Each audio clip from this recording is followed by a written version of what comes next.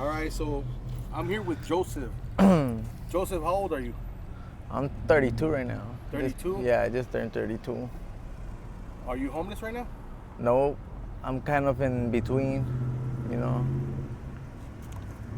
You told me that you were in a halfway house? Yep, I'm in a halfway house, and I say in between because a lot of people right now, people like to spread rumors and stuff. They don't like to see you doing good, you know. Yeah. And once you get there, they try to break that down. So they're trying to get me kicked out of this halfway house. So I'm probably going to turn up to be homeless. Oh, yeah. Yeah. And where did you grow up? Did you grow up in Arizona? No, I'm originally from California, and I did time. I did 9 years. I came in having to do two, picked up 7 years in along the way, ended up doing 9. Had to parole out here because they're sending us out of state from California, and when I don't know nobody over here, so I started doing my thing alone. You know, working, had a job and everything, doing good, and next thing you know. I got fired because of the COVID. I was a supervisor for my job, and there were no workers to supervise, so they cut me off. And yeah, And what kind of work do you do? forklift operator, supervisor, forklift work, pretty much warehouse work, and yeah. What part of California are you coming from? Like, where Los you Angeles. from? LA? Yeah, and it's All right. hectic over there. That's why I didn't try to go back. I terminated my parole, and I had a chance to go back, but the gangs and everything is so bad over there that it's like I ain't even trying to go back to the lifestyle. You know, it's Yeah. a better chance to do it over here than over there, honestly.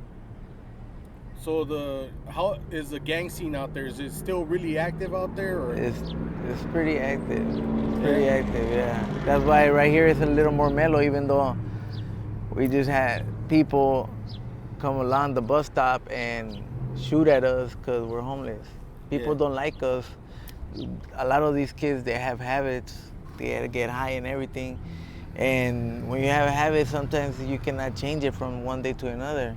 Yeah. You cannot help it from one day to another. You know, you got to work on it. It's progress.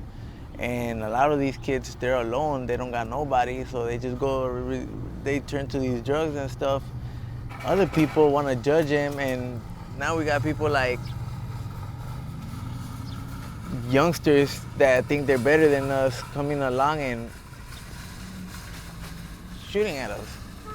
Yeah. Like, that's foul. You know, we ain't doing nothing to nobody. So what influenced you to get into the gang life, bro? Like when you were younger, Losing my parents. losing your parents. Yeah. So you didn't grow up with your mom and dad? Nope. I lost my dad when I was 2. I lost my mom when I was 13. Okay. Then the homies, they said, you know what? Come with us and we'll be your family. Yeah. And they looked out for me. They put clothes on my back, money in my pocket, a roof over my head, and a strap on the waist. Yeah. Do you have any plans of going back to California or not? Maybe when I have under better circumstances, because I have a daughter over there, Yeah. and her mother terminated my rights as a parent to her.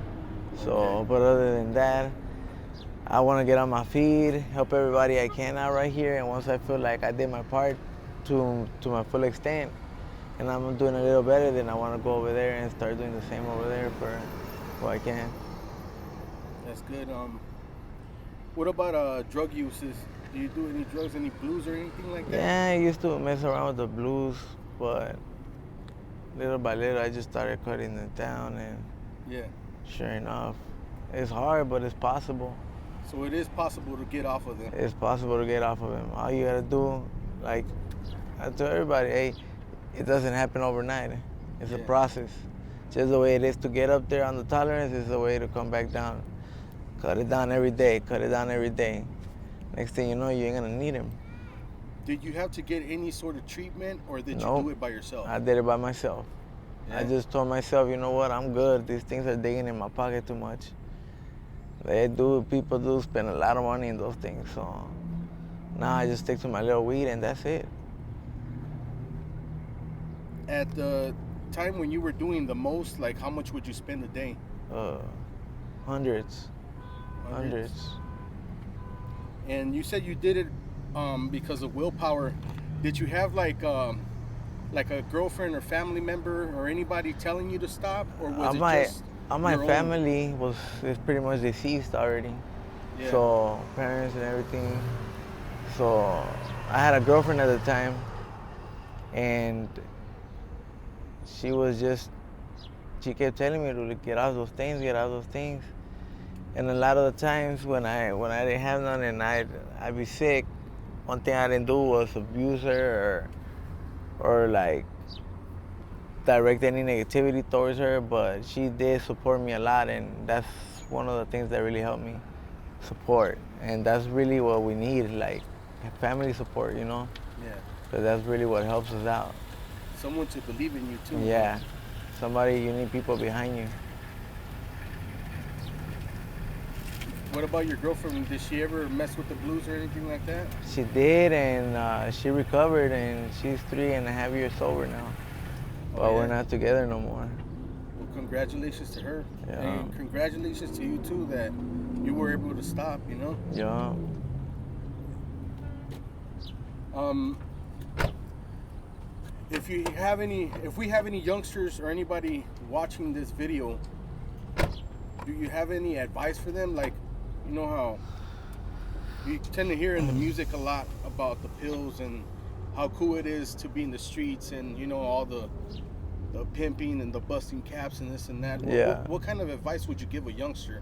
Honestly, I was young myself too, and I used to think that things were cool because that's just part of it's a phase that we all go through, we all hit that 13, 14, 15, 18, 19 phase, and we try to turn towards something that's gonna motivate us, whether it's your parents, a role model, a bigger brother, a friend, or drugs. Yeah. And I used to think it was cool too until I went through it, and I mean, you could see the tattoos. I've been there, done that, and at the same time, you guys could believe me when I say it's not worth it. It's not worth it because this is not fun being under the sun. Like a lot of these guys are panhandling and all that to get the next fix. It's not fun. I wouldn't recommend it. If you ain't on it, don't get on it. If you're on it, get off of it. Because believe me, there's only 3 places you're gonna end up: in the hospital, in jail or prison, or in the grave. That's true.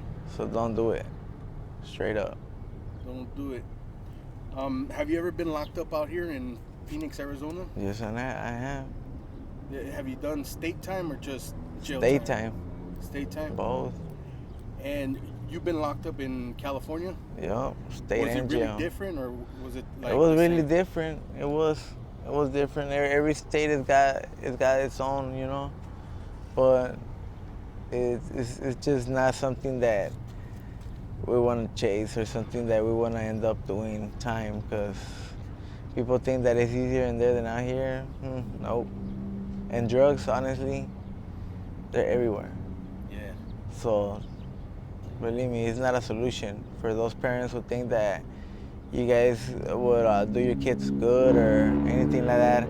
When you lock them up, nope, you will not be doing them good, because drugs are everywhere.